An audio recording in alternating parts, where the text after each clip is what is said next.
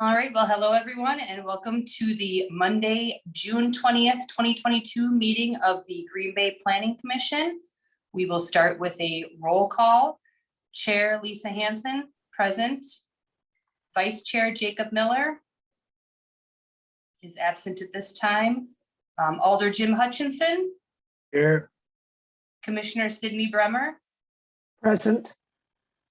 Commissioner Darius Daniels. Present. Commissioner Ken Ravinsky. Present. And Vice Chair Jacob Miller. Present.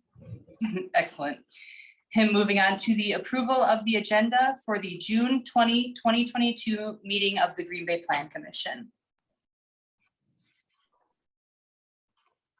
So move. I'll second that. A motion by Alder Hutchinson, a second by Commissioner Bremer. All those in favor? Aye. Aye. Any opposed? And that is approved. And moving on to the approval of the minutes. Approval of the minutes from the May 9th, 2022 meeting of the Green Bay Plan Commission. So moved. Second. A motion by Commissioner Ravinsky and a second by Commissioner Daniels. All those in favor? Aye. Aye. Any opposed? All right, and then moving on to regular business, election of officers.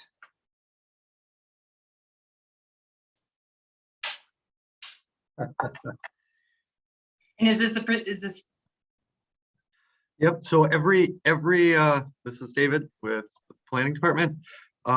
Every June we do an election of officers. The current officers are Lisa Hanson as the chair, Jake Miller is the vice chair, who takes on the duties for the chair when she can't be present. And the secretary is almost always the director of community and economic development. But you could assign somebody else if you wanted to, but I wouldn't recommend it unless you want to do a lot of paperwork. So typically what would happen is somebody could nominate the existing chair, get a second, and you can vote on it. Obviously, probably want to hear if those people are interested, but yeah, it's kind of how it goes. Or if somebody wants to make a power play, they can nominate themselves. I would like to nominate Lisa Hanson as chair. I'll second that. Oh, yeah, everyone's second. Enthusiastically. All right, so we've got a motion by Commissioner Ravinsky and a second by Vice Chair Miller to reinstate me as chair. Or I guess reinstate me as chair for another year. Correct. Is that correct, right? Correct. 1 year. Yep. All right, all those in favor? You do have to call for nominations 3 times. Oh, I do. Oh, Oh, Another threesome. all right. Sorry, my glasses are fogging up right now. All right. Are there any other nominations? One. Uh, Oh, that's one. Oh, okay. Got something for me? All right. Are there any other nominations? Are there any other nominations? All right, and hearing none, then we will continue with the vote. Vote. yes. All right, all those in favor? Aye. Aye. Any opposed? Man, that feels so weird. So then I guess I'm up. It goes on to City Council to see if I'm approved for another year as chair of the Planning Commission, correct? Well, just as a information item, Oh, okay. you are essentially the chair again. Okay, and Good. can I nominate people or not so much? Sure. Okay, I would like to nominate Jacob Miller as vice chair. I'd second that. We've had a great tag team. All right, are there any other nominations? Are there any other nominations? Are there any other nominations? Hearing none, then we will go ahead with a vote to instate Mr. Jacob Miller as vice chair for another year. And a motion by Chair Lisa Hanson and a second by Commissioner Bremer? Okay. All right. All those in favor? Aye. Aye. Any opposed? All right. Congratulations, Mr. Miller. You are vice chair for another year. Yay.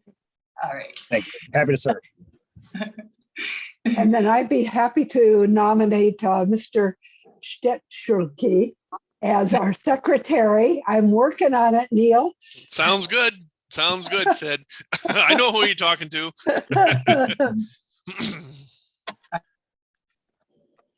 I'll second. All right. So we have a nomination for Mr. Steckschulte for the for secretary. Are there any other nominations? Are there any other nominations? Are there any other nominations? Hearing none, we will go ahead with a vote on Mr. Steckschulte. And that was a motion by Commissioner Bremer and a second by Alder Hutchinson to instate him as the secretary. All those in favor? Aye. Aye. Any opposed? All right, and that will conclude our election of officers. Moving on to item number 2. Consideration with possible action on request to amend zoning ordinance number 915, a planned unit development to permit a drive-through restaurant at 1567 East Mason Street, submitted by Stephen Woloski, Midwest Expansion LLP on behalf of Grand Central LLC property owner. Thank you, Madam Chairperson. Let me share my screen. Okay. Oop. Everybody see this map? Yeah. Okay. Yep. So the property is on the east side of Green Bay, just east, about 2 blocks east of the East River on the corner of Mason and John Street. The site itself shares a block with Grand Central Station, gas station, which was developed as a planned unit development in 2015. At that time, it was discussed that commercial would expand over to John Street, and it just kind of waited until this long before we got an application. I'm going to go through this stuff real super quick because you heard it a couple months ago. But so don't be deceived by the zoning here. This is a planned unit development. And you have single family zoning pretty much all the way around, with the exception as you go down past Bellevue on the south side.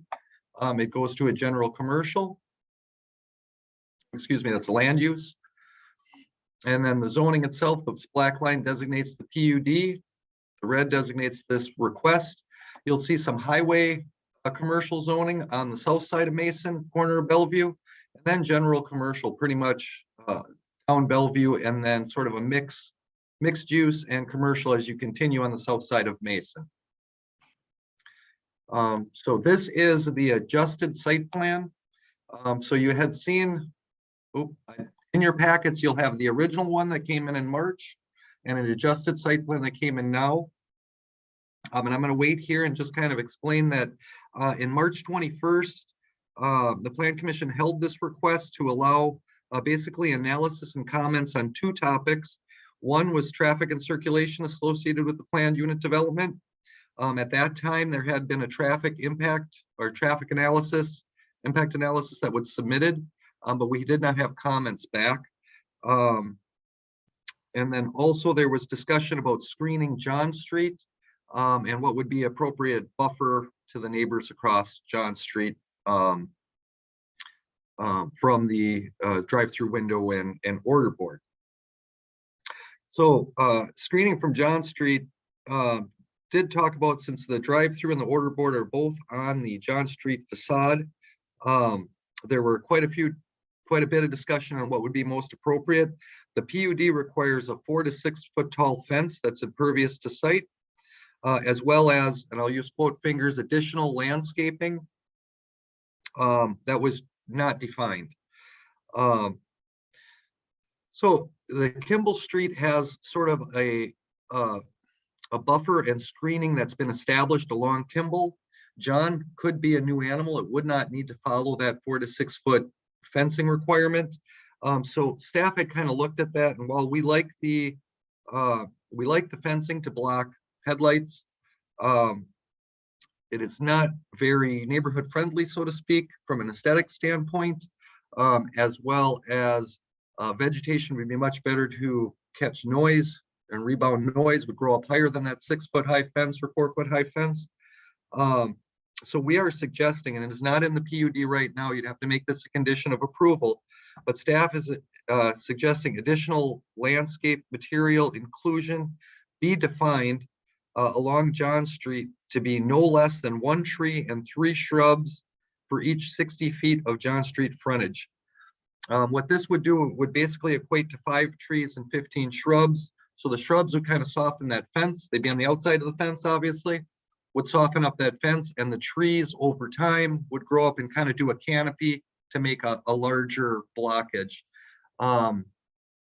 Obviously, vision triangles and that stuff would all have to be maintained, but that's kind of what we're recommending for that screening on John. For traffic, again, there was a traffic analysis that was completed in January. The review comments were provided back to the petitioner in March. An update was submitted at the end of May. So actually, I believe May 24th. So I believe Dave Hansen and Director Grenier are both here from the Department of Public Works. I can kind of summarize what I gathered from our last discussion. Kind of largest concern was the location of the proposed driveway on John Street, potential traffic delays at the intersection of Mason and John, and the available gaps in traffic after the development occurs, that there would be sufficient gap for cars to get in and get out of the development site. The one thing why I brought that up now is the one thing you'll notice on this site plan is the petitioner did move the driveway to meet code. So it originally was located somewhere in this area. He did move that, so it is now 250 feet north of the John and Mason Street intersection, which is a functional, well, it's the distance required, and then Dave can tell you what it's called, but distance required. So they did meet that, but those other items are really going to be a concern of or discussion for Dave or Steve to kind of bring up. The one point I want to make, and this is just a landscape plan. The other point I would want to make is that really the Plan Commission deals with private property issues. This is a PUD, but it doesn't go out into the street. It doesn't involve new streets. Right-of-way issues are generally dealt with almost exclusively by the Department of Public Works, in cooperation with all of the departments, of course. So I do want to point that out to you. Obviously, you're approving the use, and if the traffic makes the use unacceptable at this location, you could take that in consideration. But as far as allowing bigger curb cuts or moving curb cuts around, that is really kind of beyond the scope of the Plan Commission. So I'll just say that, and then I'll kind of leave it, kind of introduce, well, and this is the facade again. So our recommendation had originally and still is approval of the request subject to the site plan. An applicable permit application be submitted for review and approval of a traffic impact analysis by the city's traffic engineer, and approval of the draft plan unit development with the added condition of that landscaping language, which I do not have on here, and I apologize. So I'm going to stop the screen share. And let me see, introduce Dave Hansen, who you all know in the Pete shirt. And I kind of let him take it from there. Thank you, Dave. So yeah, everything that David said leading up to this end of May submittal of the traffic impact analysis, I'll call it TIA just for short here. So they did submit the modified report. So as many of you know, I did have some comments on the initial one, which were summarized, but I really had 5 items that were, I guess I would consider major items to address. As David mentioned, the driveway was the first one, and they did move it. So that changed that to a checkbox in my category. Now, when it comes down to gap study, I mean, there was really two things that they updated on this traffic or TIA. One was about the gap study and one was called a sensitivity analysis. So the gaps that were presented in the study, they had talked about combined equivalent gap results. So they were talking about how many single vehicle gaps can be released. Double vehicle gaps means 2 vehicles going in one gap, or 3 vehicle gaps. So they had summarized that would be a total of 77 equivalent gaps, and the site generates roughly 70 trips. So that was, I guess that was what they were trying to prove, was that there's enough gaps for the number of trips. What I did is I somewhat reverse engineered what they did, and everything that we do is always in some sort of units. So I looked at this, these were actually collected over 1 hour period. So I actually calculated what that delay would be. So the delay, and I guess just to predicate on the delay analysis, and when it comes down to stop delay, so like a two-way stop, a driveway, wait time and everything, the number that we are looking at is 35 seconds of delay. That's really the borderline, what we call failure. So that gets you into what's called level of service E territory. So just always keep that in mind in this discussion when I reveal these numbers. So the single vehicle gap per access point is actually 32 seconds. Now it's actually 64, but we got 2 driveways, you divide that by 2. So the double gap would actually be about 3.3 minutes. And then for the triple gap, that's actually someone to be waiting about a half an hour for that. So doing an average delay calculation, that actually comes out to the John Street access. So the intersection itself, that southbound movement would be at 44 seconds of delay, which is level of service E. And then the driveway, I'll call it the shell driveway, that's the combined access, that actually comes out to 35. So it actually equals, I guess you'd say, that top threshold of level of service E. So, getting back to the core of level of service in a TIA, anything that's a level of service E or worse always requires some sort of mitigative measure from Public Works. The next thing is a sensitivity analysis was conducted. Now, their sensitivity analysis included looking at another store in another market. So they used a site in Brookfield to make that comparison. The store had a larger footprint. So in essence, what they did is they just found out what the rate was for that store and then applied it to this store. And second, my light just went off. There we go. Sorry about that. I don't want you guys to be in the dark there. So anyway, when I looked at that, one of the things that we look at from the ITE perspective, now ITE is the Institute of Transportation Engineers. That's pretty much what this whole study is founded on, is a document that they published, which is called the Trip Generation Manual. And I'll just call it TGM. So when we looked at this land use in particular, the land use in the TGM actually has 61 sites. So the sensitivity analysis is based off of one site, but the TGM is very explicit that you only use small data sets in cases where large sample sets are not available. And if that's the case, then you should be collecting that data locally. And this is actually something that we've actually done here in past TIAs. So looking at the sensitivity analysis, it's my opinion that I really would not use a single site, especially in a market like Milwaukee that's saturated with Starbucks. I wouldn't use that. And Green Bay really only has 7 stores in the entire metro area.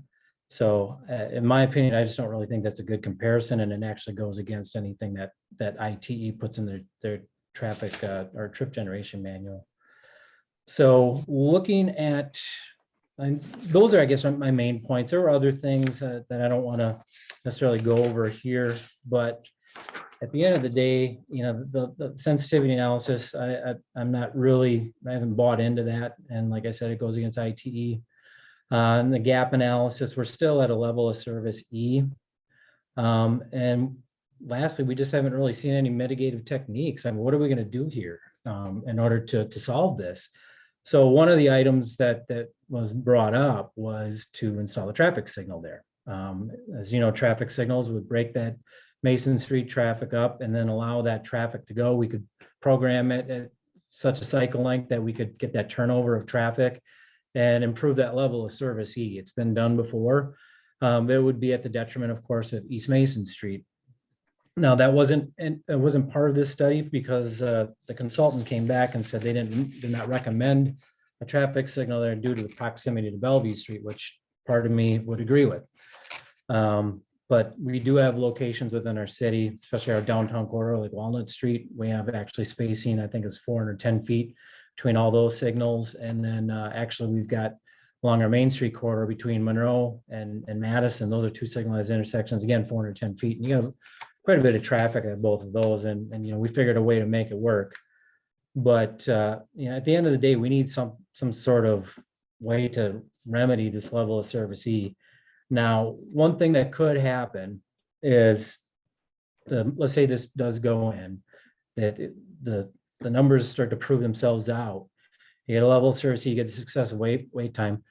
There's two things are going to happen. Number one, you're going to get motorists that are going to shoot gaps that are not acceptable, which leads to crashes, which actually, that's one thing I wanted to point back on too, is that their crash analysis revealed 10 crashes in a 5-year period. I actually came up with 23 crashes. The reason that there's a disparity between that is that we look at non-reportable crashes as well. Non-reportable simply means that the City of Green Bay Police Department, they have their own form that they complete, and it's not the DOT's DT 4000 form.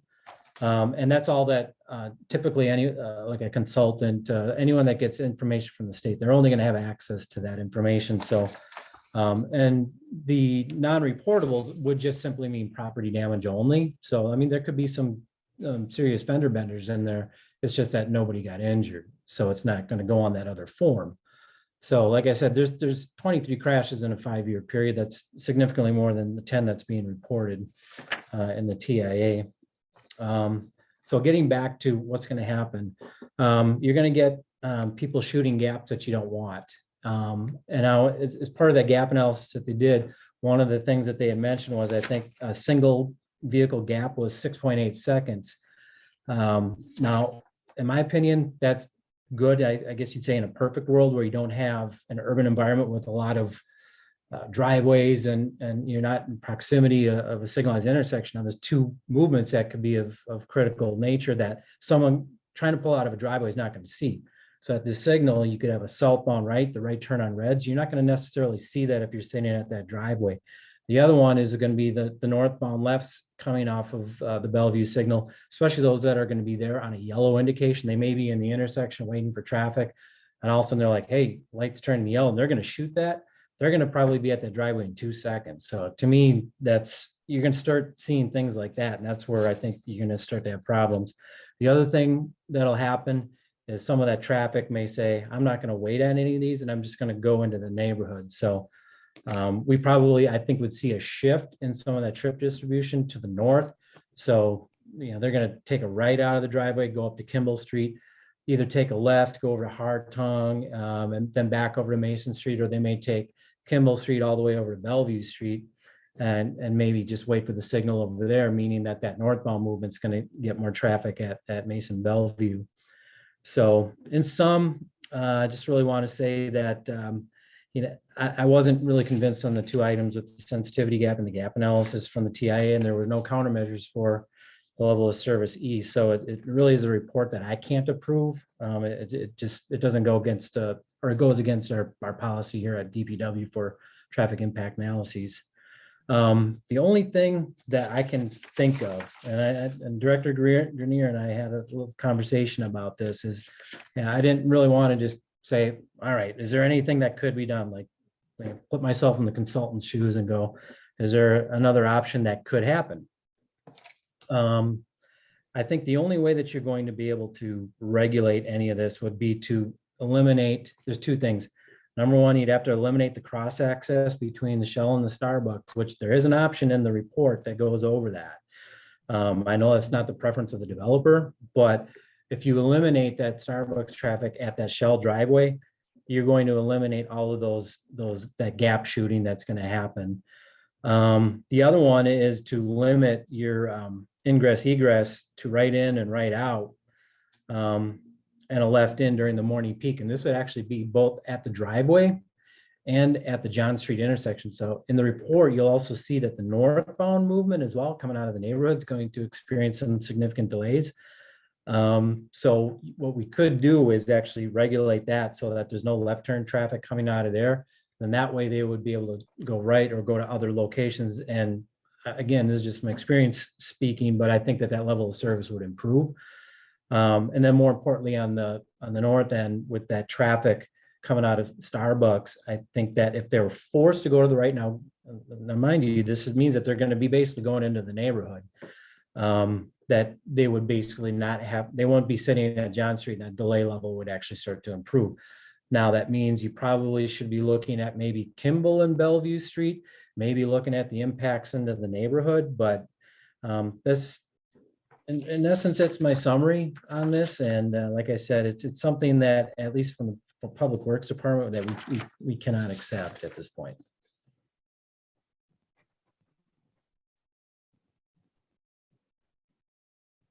Thank you, David. Thank you so much, David.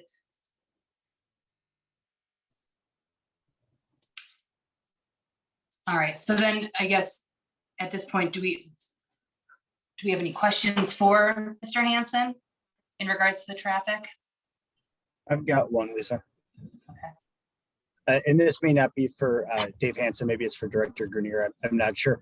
Is there any planned projects, construction projects, improvements along Mason in this corridor in the near future, next couple of years at all, either relating just specifically to traffic or pedestrian facilities? There are not. Okay, thank you.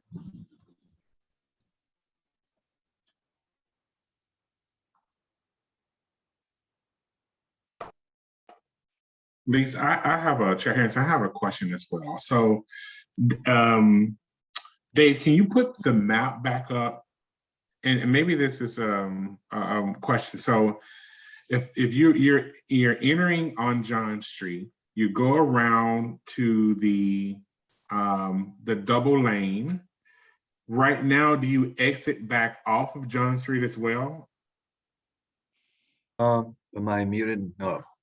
Well, so as you enter the site, you can either enter the site from John Street, enter the 2 lanes, and then you can either go back through the parking lot to exit onto John, or you could continue to the shared access drive at the gas station and exit out onto East Mason. So these are your 2 access points right now. I guess you could continue through this site and exit out onto Bellevue as well, if you wanted to navigate the gas pumps. But those would be the main traffic movements on the site. And all 3 right now, I believe, are full access. And as this is designed, you cannot exit onto Kimball. No, you cannot.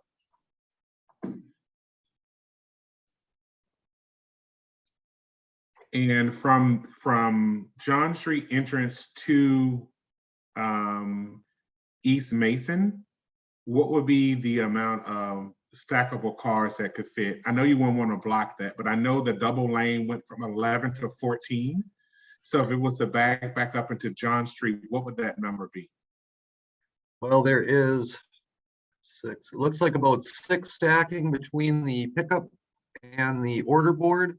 And then from the order board, we're at 2, 3, 4, 5, 6, 7, 8. Yeah, You're probably 14 looking total. at 16 to 20 if they continued all the way around. I mean, continuously stacked all the way through here. You're probably around 20 before you get John Street to the order menu. But again, once you get past sort of this 1, 2, 3, this 4 stack, this double stack of 4, once you hit this area, you're starting to impact this movement on site, because you're going to start blocking off this entry lane. So, I mean, there could be 1 car kind of here in a strange position that would then back everybody up as well. And keep in mind, it is a 2-way. So there are people that are going to be trying to get out of this side.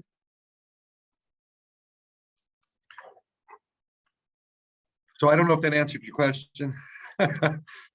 It does, thank you. And to Dave's point earlier, I know it's something he said he could recommend, but the exit off of John Street when cars are exiting, a mitigation could be for them to only be able to turn right. Is that off Mason or is that right off the exit? It's right out of the exit. So that you only enter or exit to the north, enter from the south. The one thing I did kind of, I guess, wanted to show here as well. Talking to urban planner, and Dave and I talked about this as well. You'll notice the neighborhood out here is the sort of the classic grid pattern street network.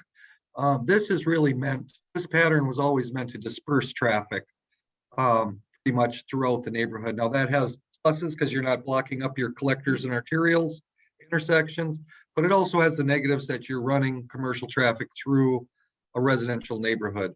So I just wanted to point it out that there is a pretty heavy grid around here, but Mason is by far the most traveled, probably the most traveled street in this little area, I'm guessing.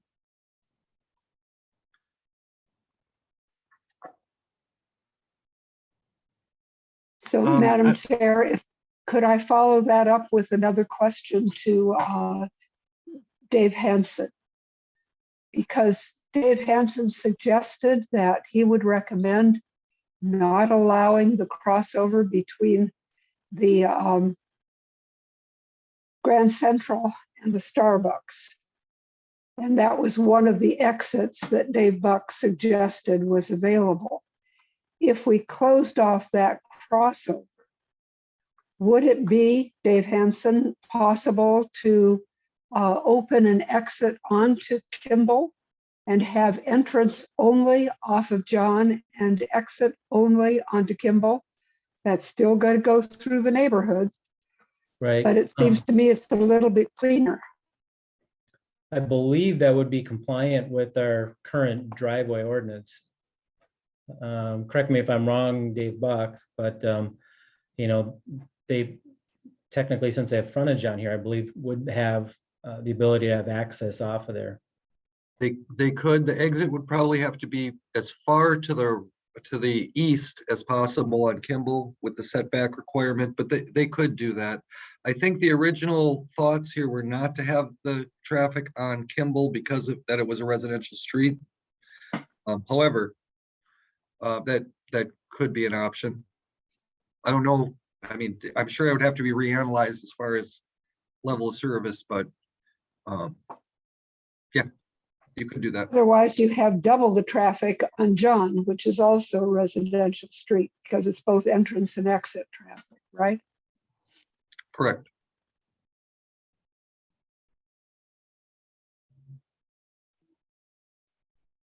Am I right in understanding that the recommendation included a sign off by Dave Hansen?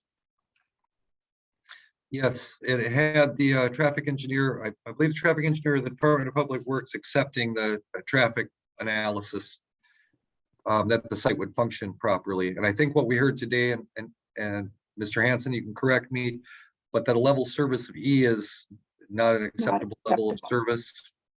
Yeah. So you're muted, Dave. Yes, level of service E is considered failure, and it's a requirement then by the TIA to come up with some suggestions to mitigate that, to improve that to level of service D or better. So the next logical step, it seems to me, is for the applicant to work with DPW and the Director of Public Works on mitigations. Is that correct, Dave Buck?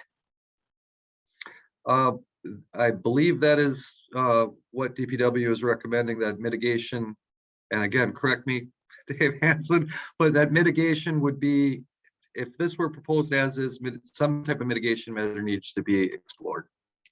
Correct. The final TIA must have all movements at acceptable levels of service. So let's just say that the option that I proposed was evaluated. I mean, it can be any other option, but let's just say we had that evaluated and it came out to be level of service D or better. John Street at Mason Street, Kimball Street at Bellevue, Hartung at Mason. I don't even know if we'd look that far, but I'm just saying that if those alternatives were evaluated and those levels of service were D or better, that would result in an approval by Public Works. Right, as far as internal traffic circulation goes, we like the connections between the two uses.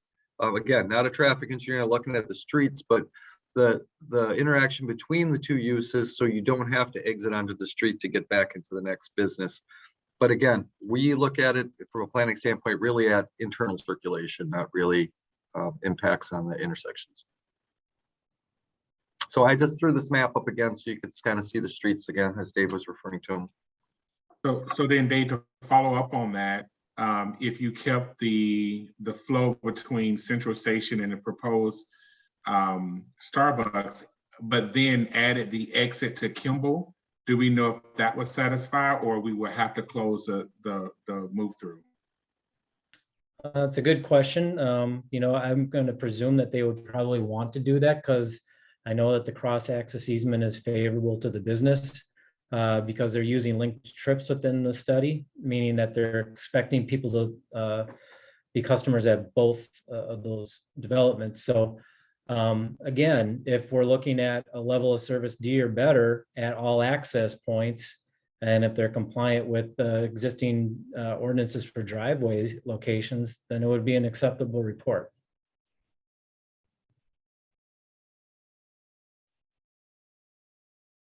Then I have a question as to our job tonight. We would not get an okay from DPW now. So one option is just to table it until the process of trying to find a mitigation that would be acceptable to the applicant and to Dave is done. The other possibility is to go ahead and look at everything else and then leave it dependent on such a mitigation being found. Dave Buck, do you have any advice for us as to how we should continue? Well, you actually have three options, like you mentioned. One is to approve it without any conditions, but keep in mind any site plan that comes through the city also goes through the same review. So, I mean, even if the conditional use were approved, the site plan would still have to meet that condition. You can't waive that with the CUP. The second, you could approve it with the conditions so that if the TIA does not become a level of service that's acceptable, the CUP is just not valid. So the use is not permitted there.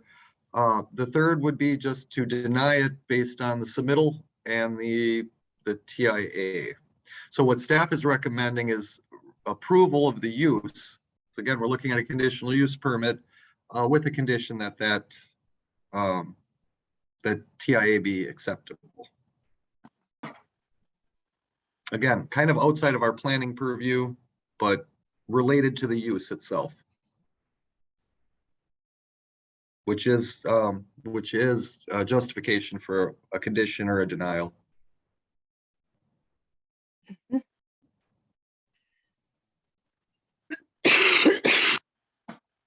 And what I would probably recommend is, I know the property owner, the petitioner, is on, or he was on before. I can't see him now. I can stop sharing. You may want to open up the floor for discussion. Up to you.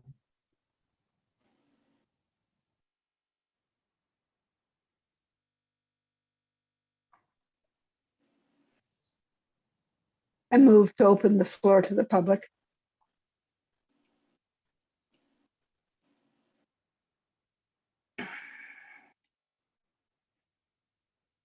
Do we have a second? Alder Hutchinson has seconded. I was muted. I'm sorry. I seconded. Saw his hand up.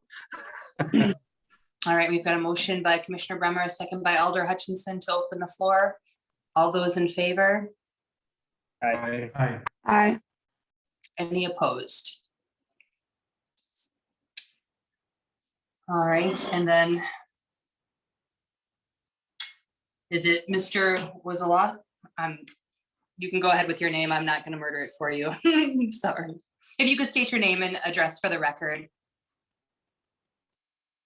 And I think you might be muted. If you're calling in, it might be star Oh. 6. Mute. No. Mm-mm.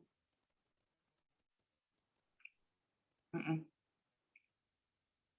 Can you give him those directions again, Lisa? It's star 6 to unmute if you've called in on internet audio.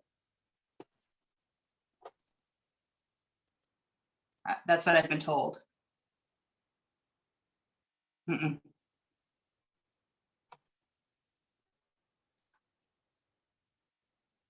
He was unmuted for a minute and then he, I know, for like a half a second in half a between. second. There Right. you go.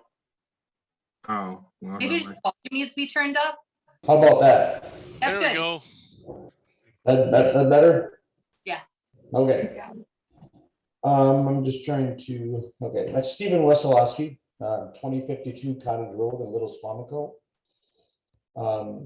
Yeah, I'll take any questions that you guys have. We've been working on this project for a long, long time.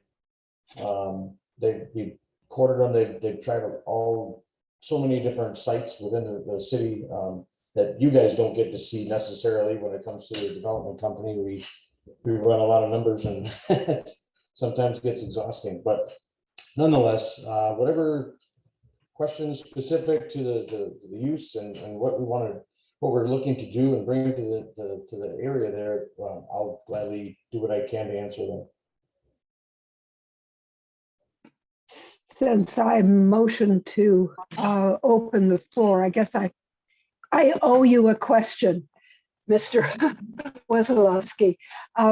Can you simply respond to the concerns with traffic that Dave Hansen has been talking about and give us a sense of your willingness to work on finding some mitigations? I am 100% committed to doing that. The reason I say that, we have been working with the departments for several months and doing all these studies. And, you know, I want to say about 15 different site plan scenarios that I have prepared for Starbucks to meet their needs, as well as to try and meet the code and everything else. So this is a very, very large and complicated process, but because there's a lot of moving parts. Nonetheless, you know, we went back to the drawing board per se here in end of March and came up with 3 or 4 different more scenarios that Starbucks could review. And they were very adamant on certain things, which we totally get. You know, they have operational needs in order to succeed. And, you know, in today's climate, they don't want empty buildings and such after 3-4 years. So nonetheless, so we've developed that, and what we have in front of you, and I'm not sure, and I want to say that the latest site plan was there, but I noticed one thing that was updated since that particular drawing is that the double lane comes in and then it goes to a single lane. So there's like a 15-foot buffer between the drive lane and the sidewalk versus that big wide strip of asphalt. So we actually got rid of a lot of stuff there and moved the cars over, so closer to the building. But anyway, the synergies between the 2 different uses there with the gas station and the Starbucks, that was one of Starbucks's adamant things that that was one of their caveats to being on this particular location, that they wanted that influx of, you know, between the 2 different businesses there.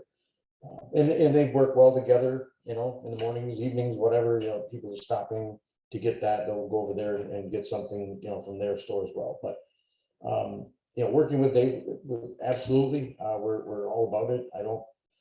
Starbucks is all about it as well. They're chomping at the bit to get something done. They really are, and to get this going so that they don't per se miss timelines and opening stores as well. So, you know, stuff is always complications and ramifications if timing isn't met as well. So we're getting close to kind of do or don't here, period. And we definitely working with the departments 100% to try and get something to go, whether it's the right in, right out, that I was, I apologize, with the timing of this and, hearing Mr. Hansen's, report here, I heard it firsthand tonight as well from you, or, same as you had done. So we hopefully could have worked with a few things there to maybe get a better something here, but we'll definitely take that in consideration and meet the whatever needs that we can. So you're welcome. I've got a question. I drive through that area a lot. I have family that's 2 blocks away. And that intersection of Bellevue and Mason already has, how should I say it? There's a lot of people jumping that they're going into a gap when maybe they shouldn't. And this is going to exacerbate that a lot, no matter what we do. But I like the analysis found that this situation wasn't up to snuff yet. Okay, it makes sense to me that it's not, because if you're heading east on Mason Street and you're in the left center lane and you see a left turn light before you get to Bellevue, your immediate response is, oh, and that's 100%. And it happens already, it happens. It's going to happen all the time when that store is there. Okay, and if you go the other way, it's just the same thing. When someone turns right into that gas station when you're heading west on Mason Street, you go, oh, and you want to make sure there's no one to your left so you can get around. It's kind of like an area where either you're going there or you're trying to get through there as fast as you can. That's just the way it is. So I don't know if we can get a left turn lane there. I mean, I am a proponent of this project. I like the project. I like the store. I like the use of it. But the one trip up is this traffic pattern. If we can get a left turn lane heading west or east on Mason Street, or some way to get a flow through there that's safer than exists. So I'm pushing to think outside the box when we mitigate this. So to not just have a no left turn or no right turn, we need something fairly substantial there for safety. We really, really do. So I would hope that the negotiations have something substantial in there in terms of safety for this intersection area.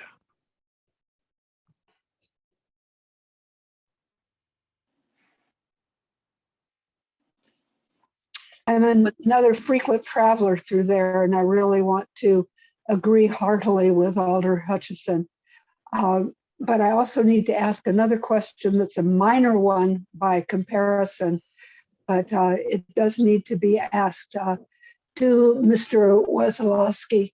Does Starbucks require its mermaid on each one of the 4 sides? Because I believe the PUD limit the number of sides that can have signs on them. It does, and I believe we meet that right now, as far as where the signage is placed on the elevator, the actual drawings of the building. So I don't believe that there's signage allowed on the John Street side, but the Mason Street side that there is. And that the colored rendering, mind you, is a prototypical thing that they send out for us to use. So I didn't physically create that or draw it, so it's not more of a site-specific thing, so I apologize for that, but it's more of just a color representation of what the building will look like. But the signage will definitely 100% meet the city requirements. So one on the Mason Street side and then one towards the gas station. Got it. Thank you. You're very welcome.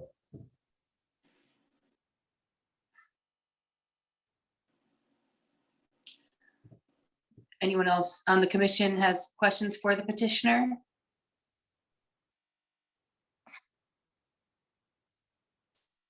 Or is there anyone from the public that would like to speak on this?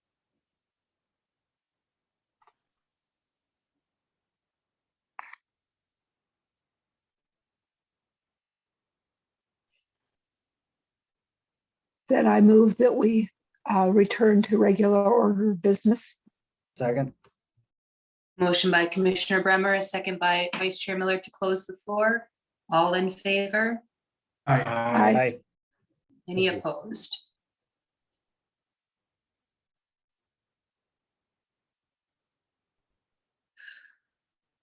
There, Haynes, it seems like, I know we went through those options before, but I think Commissioner Bremer said it earlier.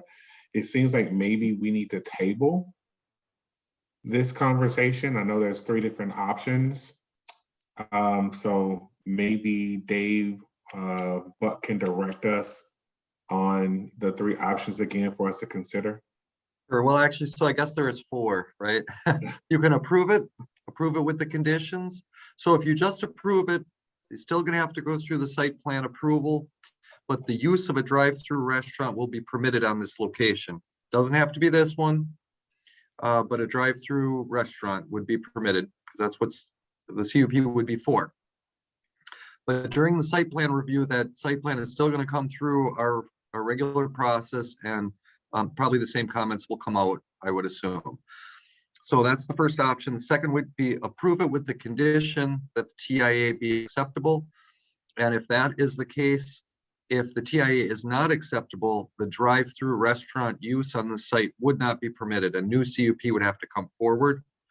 You could recommend denial, and then based on the submitted traffic impact analysis and any other items you have, not just that, and then that recommendation just go on to council. And then the last one is the one that you just added, is where you could hold it for a future meeting. Although it is my understanding that the timeline is pretty long right now, and it may be a moot point to hold it for too much longer because the applicant may lose his potential purchaser or tenant. I'm not positive of that, but it's been alluded to that it's been quite a while. So by approving it with the condition, it allows them to continue to work on it together. I mean, if nothing happens and the CUP ends up running its 12-month course, then it is what it is. Then the CUP goes away. But if, let's say, this business were to go away and another were to come in that had a drive-through business, at that point, as long as they follow some of the same points that were, access points that were put on here, screening and all that other PUD stuff, a different restaurant could go in. But again, during site plan review, it would still have to do a traffic impact analysis. But depending on the use, they all have different amounts of vehicle traffic and that kind of stuff. So it sounds like, Dave, you're recommending, well, sorry, you gave us all the options. Sounds like option number 2, approval with the condition that it meets the TIA and it still has to go back through the city to be reviewed, correct? Correct. That is what staff is recommending. And I'm assuming also with the additional condition of a more bountiful buffer on the John Street side. I like that phrasing, by the way. Yep. So, well, so that buffer would include the fence, which is in the code already, and no less than 1 tree and 3 shrubs for each 60 linear feet of frontage on John Street. Would be the added condition to soften up that fence on the outside of the fence, obviously. I'm inclined to make that motion. It looks like DJ is as well. I'm inclined to second it. Yeah, good. Okay, shall we do it then, DJ? Yes. I'll move that. Second. I certainly don't, if this doesn't work, I certainly don't want somebody else coming in and saying, okay, well, we'll do it then. Okay, so we have a motion by Commissioner Bremer and a second by Commissioner Daniels. Is there any other discussion amongst the commission? Can we just review that motion? There's a little chatter back and forth, so I make sure we know what we're voting on. Sure. Yeah, Dave, it's Sure. number 2. I can read this back. So it would be, Plan Commission is recommending approval of the request subject to 4 conditions: that a site plan and applicable permit applications are submitted to the Community and Economic Development Department for review and approval. Approval of the traffic impact analysis by the city traffic engineer. Approval of the draft planned unit development, PUD, and inclusion of no less than 1 tree and 3 shrubs be included for each 60 linear feet of John Street frontage. Those would be the 4. Okay. All right, so the motion by Commissioner Bremer, second by Commissioner Daniels. All those in favor? Aye. Aye. Aye. Any opposed? All right, and then that will move forward to City Council. The next meeting in July, or is there one next Tuesday? It would be next week. Okay, so 28th. Yes. And I want to thank Dave Hansen for his excellent work so far on this and wish you well, along with Mr. Wesolowski, in working out some mitigations that might get us what we want. You're welcome. All right. Moving on to item number 3, consideration with possible action on request to authorize a conditional use permit for a car wash facility in a community center commercial district located at 1555 West Mason Street, submitted by JJ Alili, ICAP Development. All right, thank you, Madam Chair. So I'm just going to hop right into this because similar to the previous agenda item, this was already presented at Plan Commission, and I can kind of run through the background sent back to Plan Commission as well. So initially, we have been working with the applicant on a car wash located on the corner of 6th and Military on the west side. So that would be this pink section right here. And then the entire parcel is the old Green Bay Plaza area. And then, of course, the buffer on the outside was the 200-foot notification area. So back in, I think I have it right here, Plan Commission for April 25th, we rezoned this to C3 from C1. That would allow a car wash on that corner with a conditional use permit. So initially, this was proposed internally with our city traffic engineer, Dave Hansen, who is still on the call, and Steve Grenier. We've been working with safe ways to address the driveways, the right in, right out curb cuts, and then also demolishing the existing Sears building. So since then, there have been some changes that I can run through as well, because there is a new proposed concept plan that we would be working with in the future. So you remember seeing some of these renderings of the car wash. It's called Club Car Wash. It's a fairly upscale, says the applicant and the owner of the chain. So the future land use, as you can see, the entire area is still designated for commercial, and really using that military corridor for auto-oriented. We've got the Burger King down here, and then also a dealership for cars as well. The current zoning is still being, I guess, converted into the C3 in the corner, and we did bring up that we wanted to clean up these as well so that it would entirely be C3. So this is the new concept of the entire parcel, but I do want to really focus in. This is the parcel that the portion of the parcel that we are focusing on to allow a car wash with a conditional use. And we can always come back to that too if we want to see, because initially we did have the applicant supply a right-in, right-out entrance on Military, and since then that has been taken out. And if you look at the full concept, if I can just go in a little bit more, the new entry would be a little bit more north, and then there's another proposed as well, and then you have the CVS as well up here, and then an alley or there is an access point from West Mason and also off 6th. One of the issues that the city traffic engineer, and I know he was not available for the last plan commission meeting where this was approved.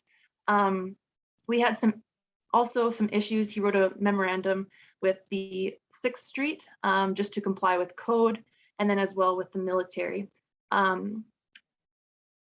Back to PowerPoint here. Oops. All right, so so a lot of our conditions from the first time this was improved was focused on working with our city traffic engineer. Initially, they had completed with TADI a traffic impact analysis in April, and then just recently completed another one in June, just to look at safety, timing, everything like that. And you can feel free to ask the applicant as well, or Dave Hansen, kind of their feedback, comments on the newest report as well. And again, this is just the corner on 6th and Military. And another look at some renders. So as a planning staff, we are still recommending approval of a conditional use permit, CUP. We would want that CSM still created that would describe the legal description and create a new lot on that corner. We would have to go through the standard site plan review and approval, and then the applicant would continue to work with the city staff to address those traffic safety and circulation issues. One of the main reasons that this was, I guess, put on hold and sent back to Plan Commission was that council felt that the Military Avenue Business District voiced some concern that they wanted to be a little bit more involved and understand the general concept of this entire site. So internally and externally, staff has met and discussed with the Military Avenue Business District. Since then, they have supplied a letter of support. And they believe that the corridor plan, which our Public Works and our city traffic engineer are referencing for a lot of right in, right out curb driveways on the Military, on Military Avenue, is a little outdated. That's what they voiced in their concerns and in their support for just a safe circulation and allowing a conditional use permit for that car wash.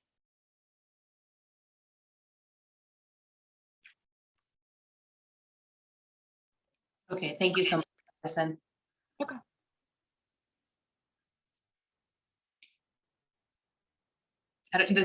I was concerned that this was going to be an item that we were maybe going to have issue with, but this feels very clean. So I really appreciate all the work that all the business owners and the applicant have put in, because it seems like everyone's on the same page, because I don't see any people in the audience to talk. So is there any questions for staff or any discussion? I would recommend opening the floor for Public Works. I know Steve Grenier or Dave Hansen might want to speak out about some of their concerns. I don't think we have to open the floor for either of those individuals. Okay. So Okay, thank you. It's a good suggestion, so let's do that.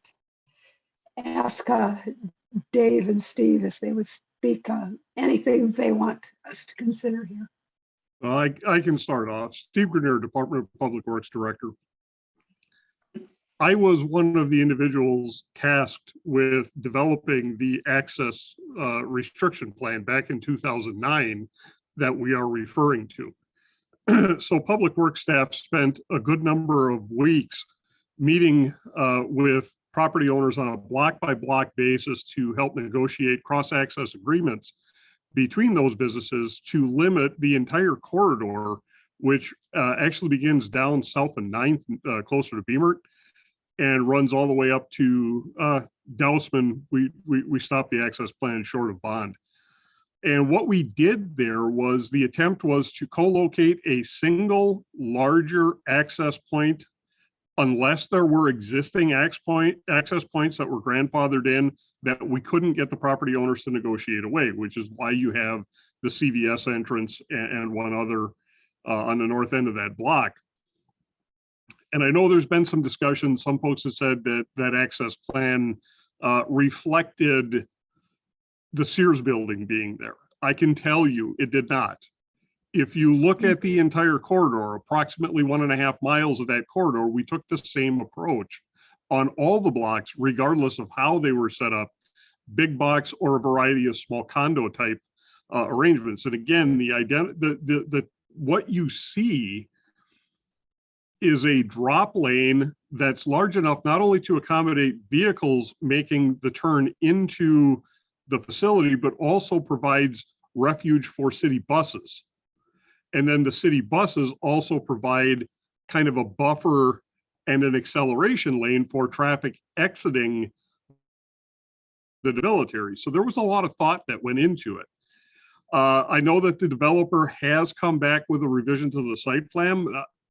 My disappointment is although the right in, right out that's being proposed has moved to the north to fit the functional area that Dave Hansen has talked about.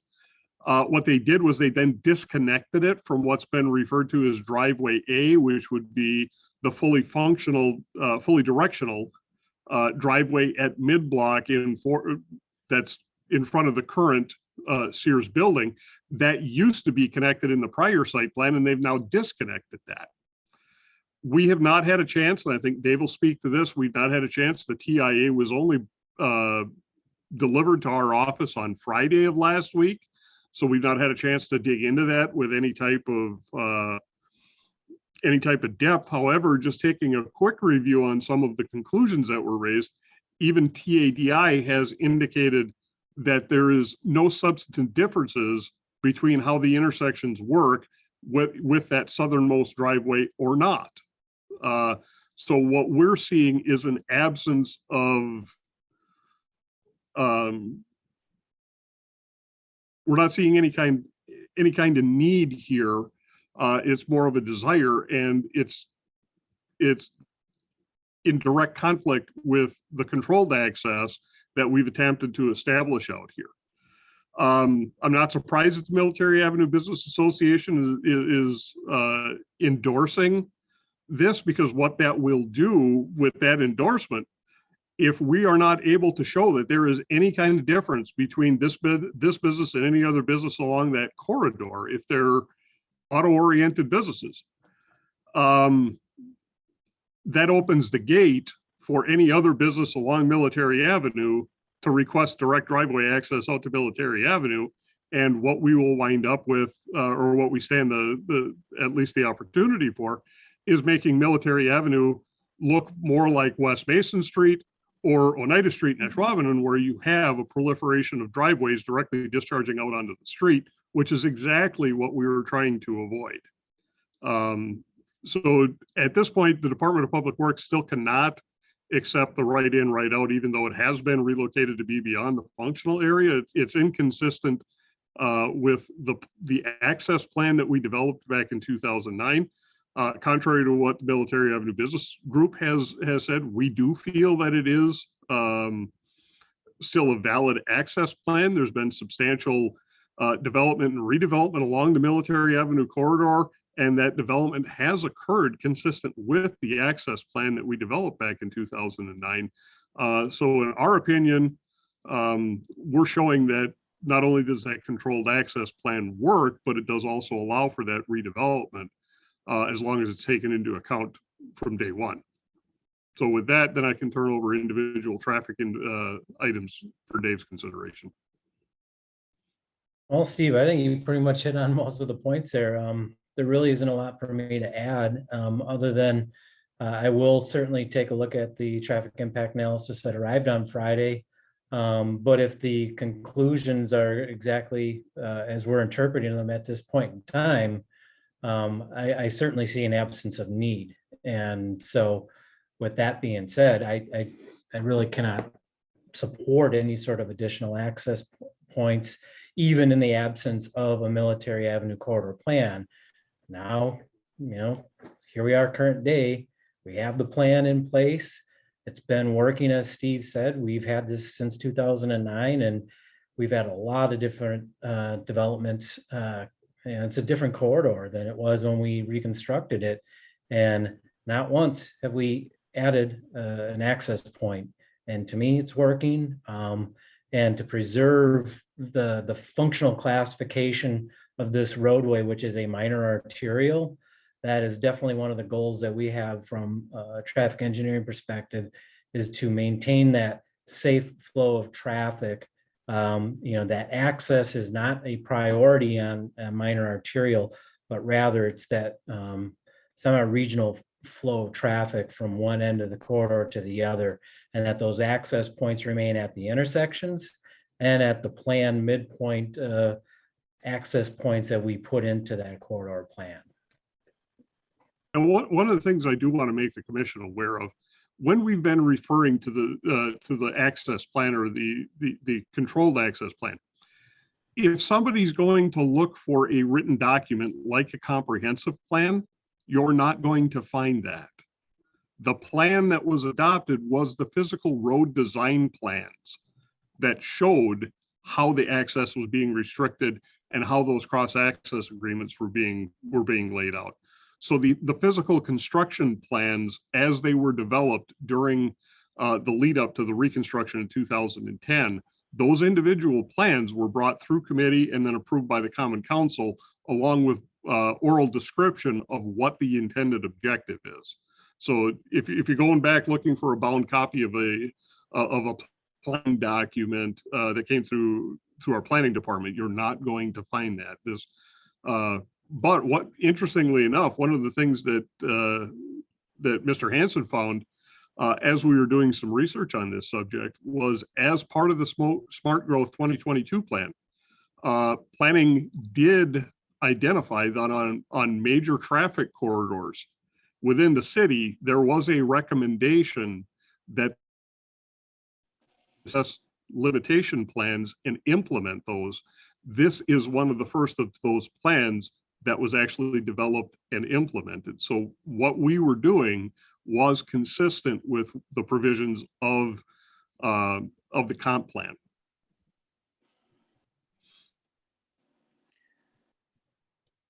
Okay, and now just for clarification, we're talking about the right in and right out for the future development that is slightly north of the property that we're talking about today, correct? Because the site plan for today, they've taken out that access and they're saying in the future they want to put it further up, but is that, am I understanding that correctly? Yes? Yeah. Okay. So tonight we are really only looking at allowing a car wash in this corner with a conditional use permit. Okay, because they did take that right in and right out from last time we saw this, but they're just talking, they're talking about the future development and the whole development that is coming, that, we're not necessarily, I'm not enunciating this well. You are.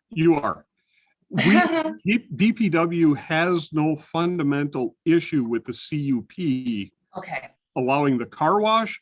It's when we get into the conditional approval, which requires an approved TIA and an approved site plan.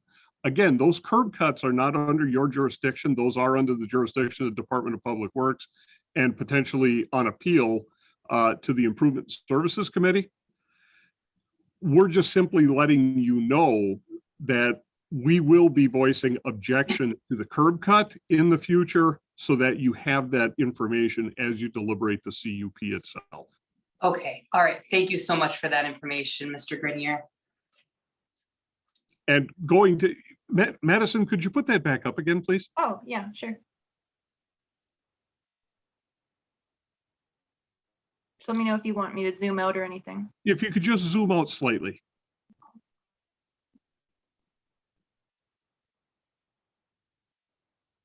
Okay, and then pan down a little bit. There you go. Perfect. That right there is fine.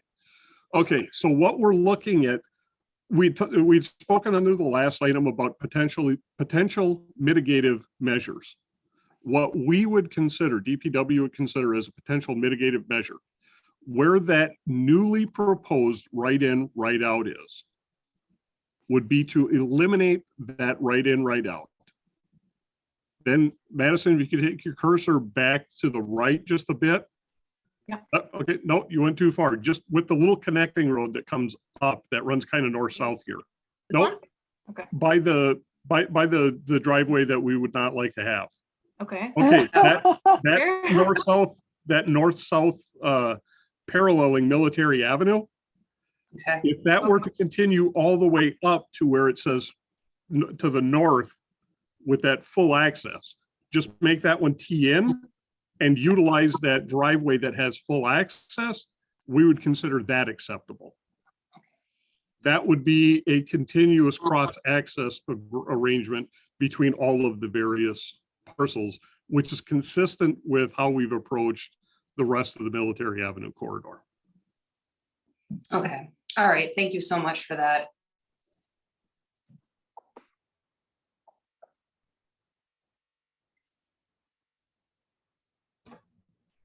So on the Where in this- recommendation from staff, are we covered on our basis there for DPW's comments here? There's no additional conditions we need to add based off the staff recommendation? Yes, you are correct. In that case, move to approve.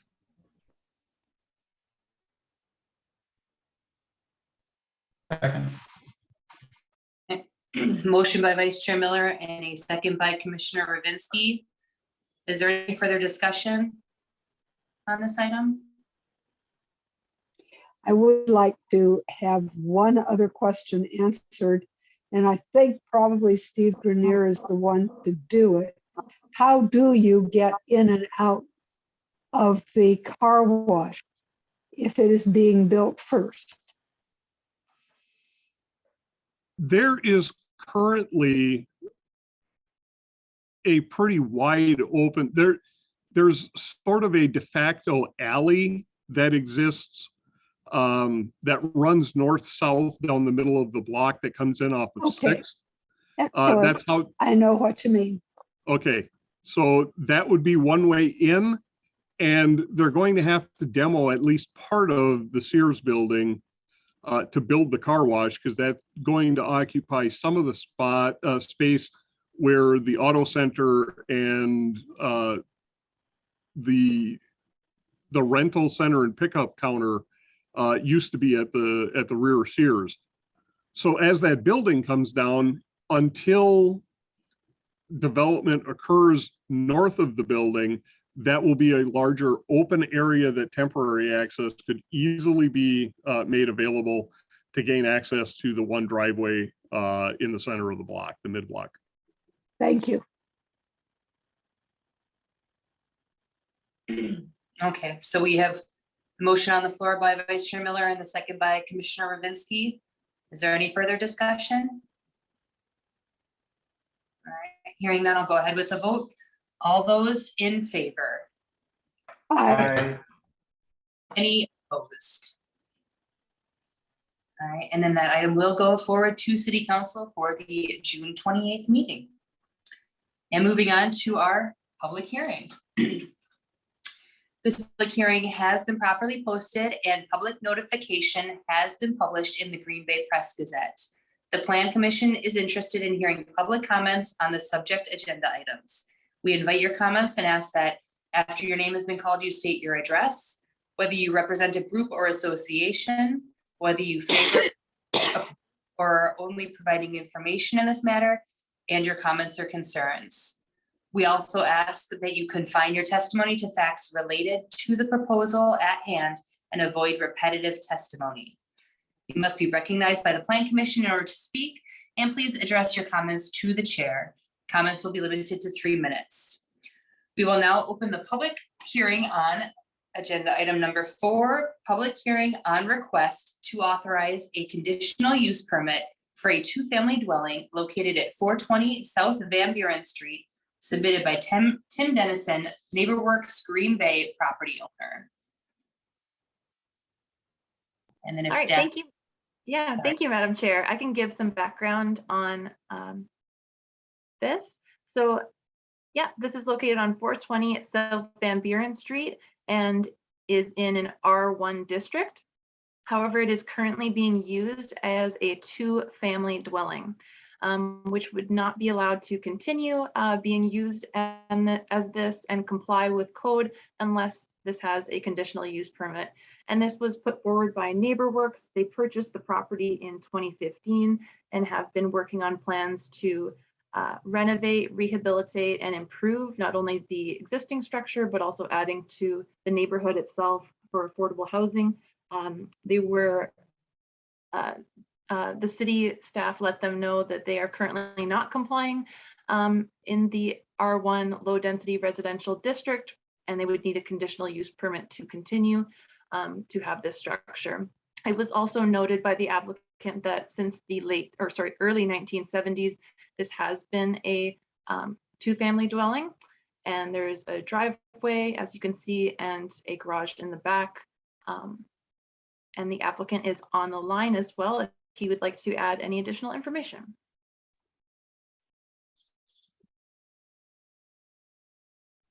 all right, thank you so much, Madison.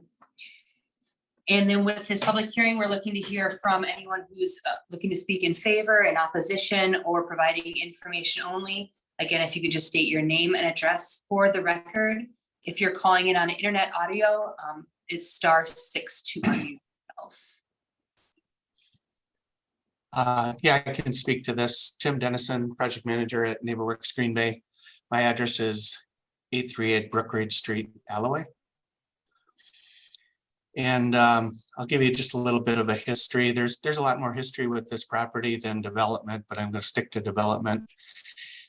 We purchased it in 2015, mainly because it's adjacent to our farmery building. We had visions of having use in that project.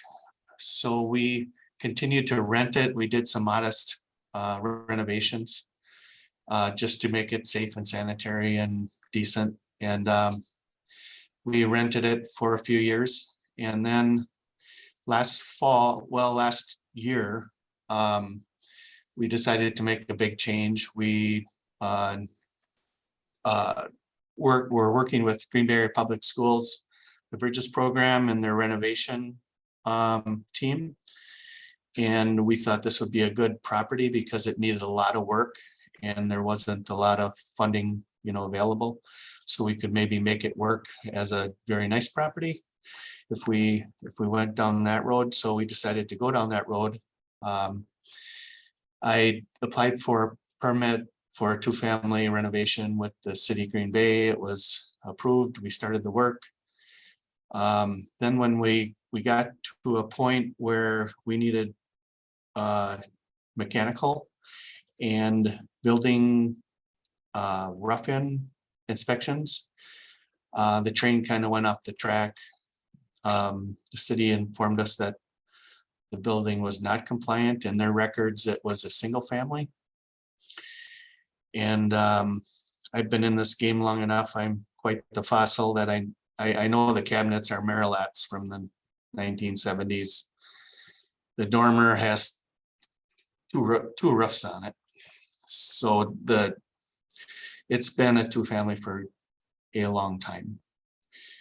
So what we'd like to do is continue the renovation and seek residents to occupy it.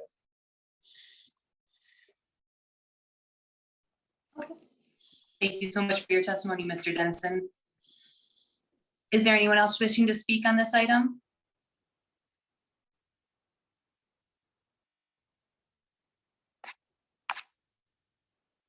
Go ahead, Mr. Halverson. Hi, good evening, Madam Chair and members of the commission. My name is Noel Halverson. Also work with NeighborWorks Green Bay, whose address is 437 South Jackson Street. Thank you for your time this evening. Would hope that we could continue to operate this building in the manner to which it has been accustomed for almost 50 years, and just have it, officially recognized and permitted by the power of the city of Green Bay, so that instead of offering one unit for modest income households, we can offer 2 units to modest income households, because we all know we've got a significant housing crunch going on right now. Thank you. Thank you so much for your testimony. Is there anyone else wishing to speak on this item?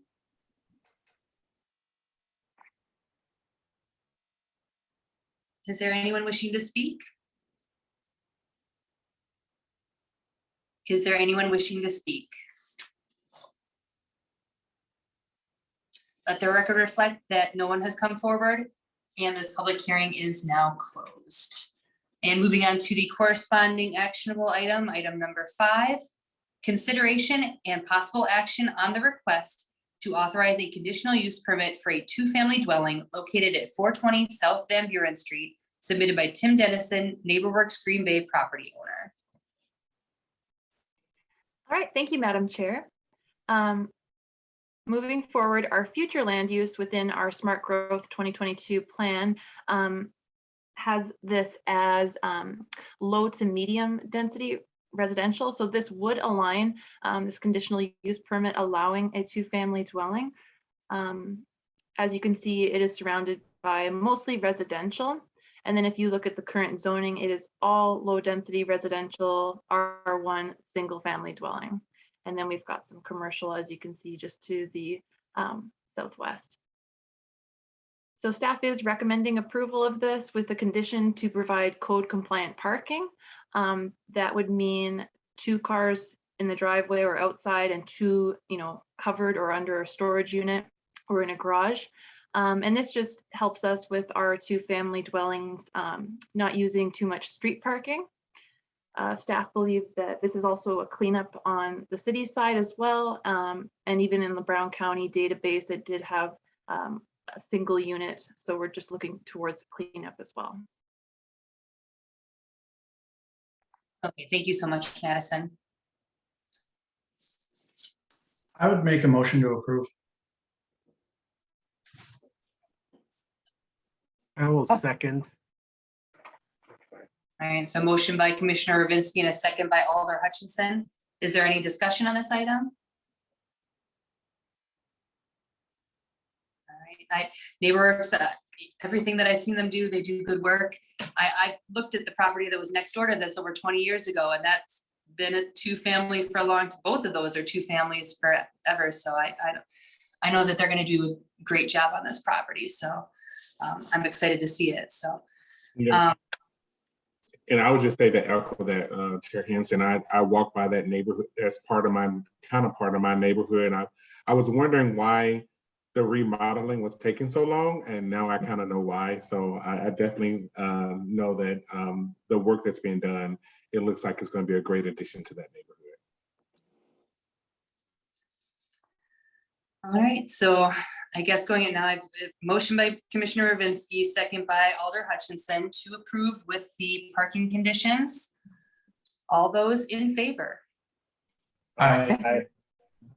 Any opposed?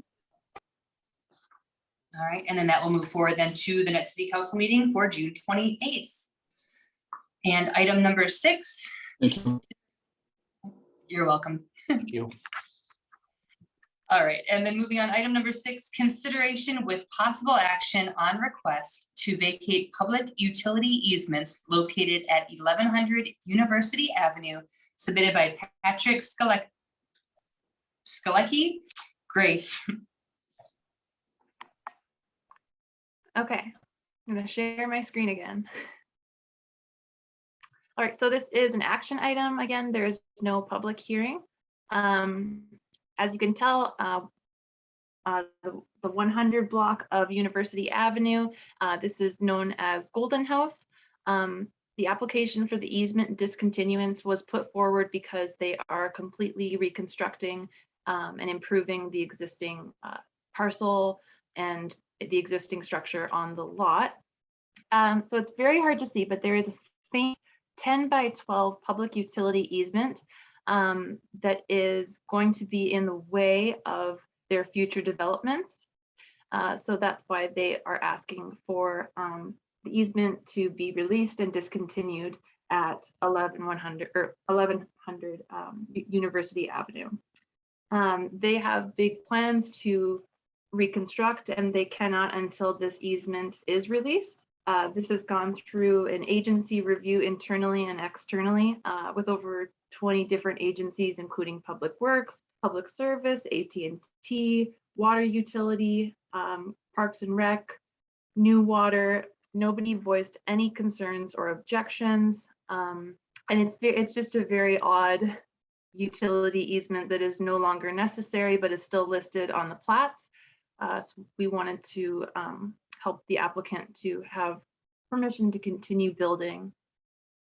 Our future land use does designate most parcels along the East River as park or open space. However, in our current zoning, this parcel, Golden House, is listed as office residential. And you can see the parcel itself adjacent, you have a lot of residential, and then you've got the East River, and then other parking, commercial business, single family homes. You've got a real mixture, but Golden House does stand out with its OR. As you can see, this is to the right where the utility easement is currently located, and this is what they are asking for a discontinuance. And you can see again right here. And again, no objections, no concerns, no questions from anyone. And staff is recommending approval of the request so they can continue with their construction. Motion to approve. All right, thank you so much. Dave had a question. Oh, wait. So I didn't have a question. I just wanted to make a comment on our preliminary plan commission agendas, which we shoot out several months in advance. Because the East River Trail is being installed, there's a certified survey map and a cleanup rezone will be coming for basically that whole stretch. Just so you know, just wanted to throw that in case you were concerned with the zoning. Thank you. All right. So do we have a motion? Motion stands. We got a Good. motion by Commissioner Ravinsky. Is that a second from you, Commissioner? Second from me. Okay. Any further discussion? Hearing none, I'll go ahead with the vote. Yay. All those in favor? Yay. Any opposed? All right, and then that will move forward then to City Council. Moving on to informational director's report. Mr. Stick-Schulte. Good evening, Plan Commissioners. Let's see, keep on. Unfortunately, Mr. Buck turned his camera off. I did want him to just everybody to take a good look at him and know that he is keeping his sanity as our interim zoning administrator, at least for the time being. Staff has been pretty busy making up for Paul in his absence. But we are keeping the ship floating and moving things forward here as we go. We have had a couple of interviews already. We've had a couple promising candidates, so looking to get that filled sooner rather than later.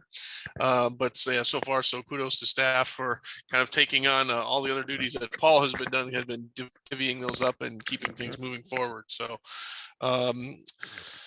I'm working on basically at least 3 new TID creations that we'll be bringing forward probably through the redevelopment authority and then coming on to the city council. 2 of those are downtown. 1 of them will be out in the Grandview Industrial Park. Folks remember seeing that with the carnivore project for that area. So it's relating to those. We didn't think just a note on those. We have kept those a little smaller than we have in the past, just because of the uncertainty in the economy, trying to mitigate any changes in value going down. We actually have occasions where, obviously, in this type of market where real estate is so valuable, if there is some sort of hiccup or a bump, those values can drop and actually make it harder for the TIF district actually to work. So Dave and certainly his other staff has worked very carefully to kind of craft a smaller, very risk minimal types of TIF district that we'll be bringing to the Joint Review Board here starting this Thursday and starting that process formally. So, and I just one other important note, we have started almost done with a request for proposals for the JBS property that was donated to the city, working on trying to figure out been a very intensive process trying to do some visioning and figure out exactly really what that property can hold on it. Trying to balance things like certainly housing, obviously getting some creative housing for JBS employees and other employees in the city. Really kind of a destination community park has been a priority of the mayor, in addition to I think an urban farm and urban agriculture concept that we're trying to work into the site and adjacent properties. So this is not going to be anybody that just your normal developer down the street can probably jump in on. This is going to have to be kind of more of an urban planned, very urban concept to get started, and then hopefully bring along a developer who can follow through with those. So looking forward to bringing some updates forward to the Plan Commission as that process proceeds forward. And with that, I'll be happy to answer any questions on any projects if anybody has any. DJ. I do have a question, and I'm going to bring it up again. We had a Whitney Park Neighborhood Association meeting last month, and it was brought up again that MKE View, the Whitney laws, that they do not plan on building any more townhomes. So I know this was I mentioned it several months ago. So just FYI, from what the neighbors in that association are hearing, is that there's no plan to build the remaining 6 townhomes for that property. So just as a FYI, because I know they received funds for the project. Yep, and I think we're keeping an eye on that valuation, DJ, in terms of their actual development agreement, and have at least had a preliminary conversation as to what certainly with this kind of uncertainty with costs and so forth, it's probably even less likely than the first time they mentioned it to us.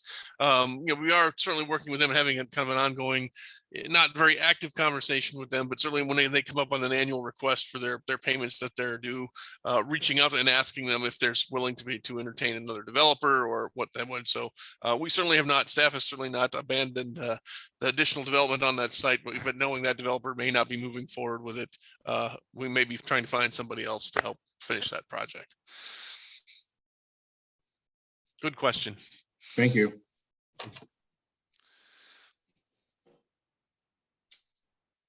All right. Nothing else? No. Thank you very much, Neil. Thank you. I'm sorry, my words are not working today. I really apologize. So we'll just move on. The date of the next meeting is July 11th of 2022. And with that in mind, I move that we adjourn tonight. Second. All right, motion by Commissioner Bremer, second by Commissioner Ravinsky for adjournment. All those in favor? Aye. Any opposed? All right, see you guys in July. Thank you, everybody. Good night. Stay cool. Right. Well.